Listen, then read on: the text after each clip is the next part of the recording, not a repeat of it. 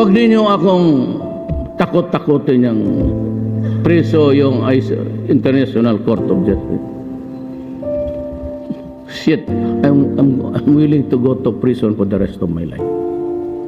Ang importante sa akin, ginawa ko yung gusto ko. I did it for the 50 plus 1 I win. Yung 49, yun yung mga I do not have to make them happy. But when the time comes, kung malasin ako, pupunta ako sa prison, do not worry about me. I can take it. I, and I alone, take full legal responsibility sa lahat na nagawa ng mga pulis pursuant to my order.